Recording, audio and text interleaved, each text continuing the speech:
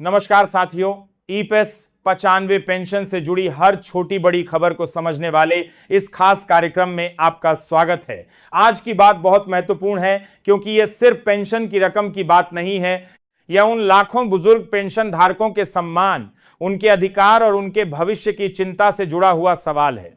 सोचिए, किसी व्यक्ति ने अपनी जिंदगी के 30 साल, 35 साल या उससे भी ज्यादा समय नौकरी करते हुए गुजार दिए, हर महीने वेतन से पैसा कटता रहा, भविष्य के लिए योगदान जमा होता रहा और मन में एक भरोसा था कि जब नौकरी खत्म होगी तो कम से कम बुढ़ापे में इतना सहारा जरूर मिलेगा कि दवा, राशन और रोजमर्रा का खर्च चल सके। लेकिन जब वही कर्मचारी सेवानिवृत्ति के बाद पेंशन के भरोसे जीवन गुजारने लगता है, तब अगर मिलने वाली रकम इतनी कम हो कि महीने का सामान्य खर्च भी पूरा न हो पाए, तो सवाल सिर्फ पैसों का नहीं रह जाता। सवाल बन जाता है, क्या इतने वर्षों की सेवा के बाद बुजुर्ग को सम्मानजनक जीवन का अधिकार नहीं है? ईपीएस 95 पेंशन धारकों की सबसे बड़ी चिंता लंबे समय से न्यूनतम पेंशन में पर्याप्त बढ़ोतरी और महंगाई के हिसाब से राहत को लेकर रही है।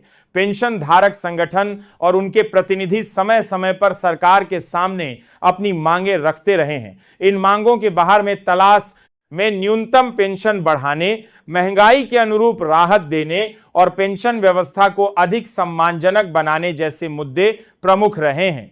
लेकिन आज इस पूरे मामले को भावनाओं से नहीं बल्कि तथ्यों के साथ समझना जरूरी है।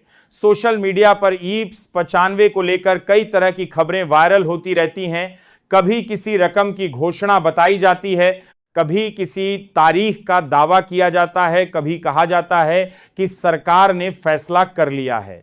ऐसे में पेंशन धारकों को सबसे ज्यादा जरूरत है सही और आधिकारिक जानकारी की। इसलिए आज के इस कार्यक्रम में हम एक एक करके उन सवालों को समझेंगे जो इस समय ईपीएस 95 पेंशन धारकों के मन में हैं। क्या न्यूनतम पेंशन बढ़ने वाली है? क्या 4,000 रुपये या उससे अधिक की मांग पर कोई ठोस फैसला हुआ है? महंगाई राहत का क्या मामला है? सरकार से पेंशन धारकों की क्या प्रमुख मांगे हैं? और सबसे महत्वपूर्ण सवाल, अगर कोई बड़ी घोषणा होती है तो उसका लाभ किन लोगों को मिलेगा? साथियों, सबसे पहले एक बात बिल्कुल साफ कर देना जरूरी है। सोशल मीडिया पर अगर आपको कोई ऐसी पोस्ट दिखाई देती है जिसमें लिखा है कि आज से हर ईपीएस 95 पेंशन धारक को निश्चित रूप से 4,000 रुपए मिलेंगे या सरकार ने फलां तारीख से पेंशन लागू कर दी है, तो उसे तुरंत सच न माने। किसी भी बड़ी सरकारी घोषणा की पुष्टि संबंधित सरकारी विभाग, ईपीएफओ, श्रम एवं रोजगार मंत्रालय या आधिकारिक अधिसूचना से करना जरूरी है। ईपीएस 95 यानी एम्प्लॉइज पेंशन स्कीम 1995 कर्मचारी भविष्य निधि व्यवस्था से जुड़ी पेंशन योजना है। इस योजना के अंतर्गत पात्र कर्मचारियों को सेवानिवृत्ति के बाद पेंशन का प्रावधान है। लेकिन लंबे समय से बड़ी संख्या में पेंशन धारकों का कहना रहा है कि वर्तमान न्यूनतम पेंशन उनके बुनियादी खर्चों के मुकाबले बेहद कम है। अब सवाल उठता है कि 4,000 रुपए की बात आखिर आती कहां से? दरअसल पेंशन बढ़ाने की मांग लंबे समय से अलग अलग रूपों में उठती रही है।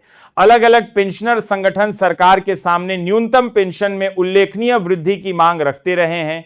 कई संगठन इससे भी अधिक राशि की मांग करते हैं। इसीलिए जब सोशल मीडिया है पर 4,000 रुपए जैसी रकम लिखी जाती है तो यह समझना जरूरी है कि वह किसी संगठन की मांग हो सकती है, कोई प्रस्ताव हो सकता है या किसी राजनीतिक बयान का हिस्सा हो सकता है। इसे सरकारी मंजूरी तभी माना जा सकता है जब संबंधित मंत्रालय या सरकार की आधिकारिक अधिसूचना सामने आए। और यही वह अंतर है जिसे समझना हर पेंशन धारक के लिए बहुत जरूरी है। मांग अलग चीज है, प्रस्ताव अलग चीज है और सरकारी आदेश अलग चीज है। इन तीनों को एक ही मान लेना कई बार भ्रम पैदा करता है। कि अब बात करते हैं उन बुजुर्गों की जो हर महीने पेंशन आने का इंतजार करते हैं। आज के समय में महंगाई लगातार रोजमर्रा के खर्चों को प्रभावित करती है। दवाइयों का खर्च, बिजली का बिल, राशन, किराया, यात्रा और परिवार की दूसरी जरूरतें, इन सबके बीच सीमित पेंशन पर निर्भर व्यक्ति के लिए हर महीने का बजट बनाना आसान नहीं होता। यही वजह है कि ईपीएस 95 पेंशन में बढ़ोतरी की मांग केवल एक आर्थिक मांग नहीं है, यह सामाजिक सुरक्षा से जुड़ा मुद्दा है। एक व्यक्ति जब नौकरी में होता है तब उसकी आमदनी का एक निश्चित स्रोत होता है, लेकिन सेवानिवृत्ति के बाद स्थिति बदल जाती है। उम्र बढ़ने के साथ काम करने की क्षमता कम हो सकती है और खर्च कम होने के बजाय कई मामलों में बढ़ जाते हैं। इसलिए पेंशन व्यवस्था का उद्देश्य केवल पैसा देना नहीं, बल्कि बुजुर्ग व्यक्ति को आर्थिक सुरक्षा देना भी है। यही कारण है कि ईपीएस 95 पेंशन धारक लगातार अपनी आवाज सरकार तक पहुंचाने की कोशिश करते रहे हैं। अब सवाल यह है कि सरकार की ओर से क्या किया जा सकता है। सरकार के सामने कई पहलू होते हैं। एक तरफ पेंशन बढ़ाने की मांग है, दूसरी तरफ पेंशन फंड की वित्तीय स्थिति, योगदान, पात्रता, सरकारी नीति और भविष्य की स्थिरता जैसे विषय भी होते हैं। किसी भी बड़े बदलाव के लिए इन सभी पहलुओं को देखना पड़ता है। इसीलिए पेंशन धारकों को किसी भी घोषणा को समझते समय सिर्फ हेडलाइन नहीं देखनी चाहिए, पूरी अधिसूचना देखनी चाहिए। अगर भविष्य में न्यूनतम पेंशन में कोई बदलाव किया जाता है तो सबसे महत्वपूर्ण सवाल होंगे, नई राशि कितनी होगी, यह कब से लागू होगी, किन पेंशन धारकों पर लागू होगी, क्या पुराने पेंशन धारकों को भी लाभ मिलेगा, क्या अंतर की राशि का भुगतान होगा और क्या किसी अतिरिक्त शर्त को लागू किया जाएगा। इन सवालों के जवाब सरकारी आदेश में ही स्पष्ट होंगे। साथियों, ईपीएस 95 पेंशन का मुद्दा इसलिए भी महत्वपूर्ण है क्योंकि इसके पीछे बड़ी संख्या में ऐसे लोग हैं जिन्होंने अपने कार्यकाल में देश की अर्थव्यवस्था और विभिन्न उद्योगों में योगदान दिया। आज वे अपने जीवन के उस दौर में हैं जहां उन्हें आर्थिक स्थिरता और सम्मान की जरूरत है। इसलिए जब भी पेंशन वृद्धि की चर्चा होती है तो हमें सिर्फ यह नहीं पूछना चाहिए कि रकम कितनी बढ़ेगी, हमें यह भी पूछना चाहिए कि क्या यह रकम वर्तमान महंगाई के हिसाब से पर्याप्त होगी। मान लीजिए किसी व्यक्ति की पेंशन में कुछ 100 रुपए की बढ़ोतरी होती है, क्या उससे उसकी दवाइयों का पूरा खर्च निकल जाएगा? क्या उससे राशन, बिजली और अन्य जरूरी खर्च पूरे हो पाएंगे? अगर नहीं तो फिर असली सवाल यह होना चाहिए कि सम्मानजनक न्यूनतम पेंशन का निर्धारण किस आधार पर किया जाए। पेंशन धारकों की यही चिंता बार बार सामने आती रही है। और यहां एक और महत्वपूर्ण बात है, पेंशन धारकों को अपनी आवाज संगठित और शांतिपूर्ण तरीके से उठानी चाहिए। प्रतिनिधिमंडल, ज्ञापन, संगठनात्मक प्रयास और लोकतांत्रिक तरीके से अपनी मांग रखना लंबे समय में ज्यादा प्रभावी हो सकता है। अब बात करते हैं उन वायरल संदेशों की जिनमें कहा जाता है कि सरकार ने 4000 रुपए तय कर दिए, अगले महीने से डबल पेंशन आएगी, कैबिनेट में फैसला हो गया या नई पेंशन सूची जारी हो गई। ऐसे संदेशों को देखकर उत्साहित होना स्वाभाविक है, लेकिन पैसा और पेंशन से जुड़ा मामला होने के कारण सावधानी बहुत जरूरी है। किसी भी लिंक पर अपनी बैंक जानकारी, ओटीपी, आधार विवरण या अन्य संवेदनशील जानकारी साझा न करें। अगर कोई व्यक्ति ईपीएस 95 पेंशन बढ़ाने के नाम पर आपसे पैसे मांगता है तो पहले उसकी विश्वसनीयता की जांच करें। याद रखिए, सरकारी घोषणा और सोशल मीडिया पोस्ट में बहुत बड़ा अंतर होता है। अब वापस आते हैं 4000 रुपए की चर्चा पर। अगर 4000 रुपए की न्यूनतम पेंशन की मांग को देखें तो इसका उद्देश्य यही है कि पेंशन धारक को मौजूदा परिस्थितियों में कुछ अधिक आर्थिक सुरक्षा मिल सके। लेकिन किसी मांग को सरकार की मंजूरी समझ लेना सही नहीं होगा। जब तक आधिकारिक आदेश सामने न आए तब तक इसे मांग या प्रस्ताव के रूप में ही समझना चाहिए। ये बात इसलिए कह रहे हैं ताकि किसी पेंशन धारक को गलत उम्मीद न हो और बाद में निराशा न हो। लेकिन इसका अर्थ यह बिल्कुल नहीं है कि पेंशन धारकों की मांग महत्वहीन है। इसके विपरीत लगातार उठने वाली ऐसी मांगें सरकार और नीति निर्माताओं के सामने एक महत्वपूर्ण सामाजिक मुद्दा रखती हैं। अब सवाल है, आगे क्या होना चाहिए? सबसे पहले पेंशन व्यवस्था की वास्तविक स्थिति का व्यापक मूल्यांकन होना चाहिए। महंगाई, जीवन यापन की लागत, स्वास्थ्य खर्च और बुजुर्गों की आर्थिक जरूरतों को ध्यान में रखकर न्यूनतम पेंशन पर गंभीर चर्चा होनी चाहिए। दूसरा, पेंशन धारकों को समय समय पर स्पष्ट जानकारी मिलनी चाहिए ताकि अफवाहों की जगह आधिकारिक जानकारी पहुंच सके। तीसरा, यदि कोई पेंशन सुधार प्रस्ताव तैयार किया जाता है तो उसकी पात्रता और भुगतान व्यवस्था स्पष्ट होनी चाहिए।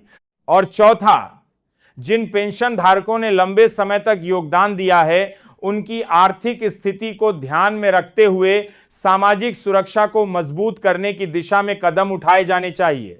साथियों, आज के समय में एक बुजुर्ग पेंशन धारक के लिए हर महीने आने वाली पेंशन केवल बैंक खाते में आने वाली रकम नहीं है, वह उसके घर की रसोई है, वह उसकी दवाई है, वह बिजली का बिल है, वह कभी पोते पोती के लिए छोटी सी मदद है, और कई लोगों के लिए तो केवल पेंशन हम पार्टी को से खरा दिया है तो के खरा दिया है वही एकमात्र नियमित आय है।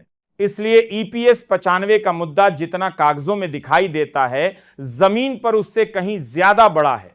अब एक और सवाल, क्या सभी एप्स 95 पेंशन धारकों को एक जैसी पेंशन मिलती है? नहीं, पेंशन की गणना अलग अलग परिस्थितियों और लागू नियमों के अनुसार हो सकती है। इसलिए किसी एक व्यक्ति की पेंशन देखकर यह मान लेना सही नहीं है कि हर पेंशन धारक को वही राशि मिलेगी। यही कारण है कि किसी भी संभावित बदलाव की खबर में सभी को इतना मिलेगा जैसी भाषा से सावधान रहना चाहिए जब तक आधिकारिक नियम ऐसा स्पष्ट न करें। अब उन पेंशन धारकों की बात भी जरूरी है जो अपने परिवार के खर्चों में योगदान करते हैं। उम्र बढ़ने के बाद भी कई बुजुर्ग अपने बच्चों और परिवार की मदद करते हैं। ऐसे में अगर पेंशन कम हो तो आर्थिक दबाव और बढ़ जाता है। इसीलिए न्यूनतम पेंशन को लेकर होने वाली चर्चा सिर्फ पेंशन धारक तक सीमित नहीं रहती, इसका असर पूरे परिवार पर पड़ता है। अब सवाल यह है कि पेंशन धारक क्या करें? सबसे पहले अपने पेंशन पेमेंट ऑर्डर यानी पीपीओ और संबंधित दस्तावेज सुरक्षित रखें। अपनी पेंशन का रिकॉर्ड जांचते रहें। बैंक खाते में आने वाली राशि को ध्यान से देखें।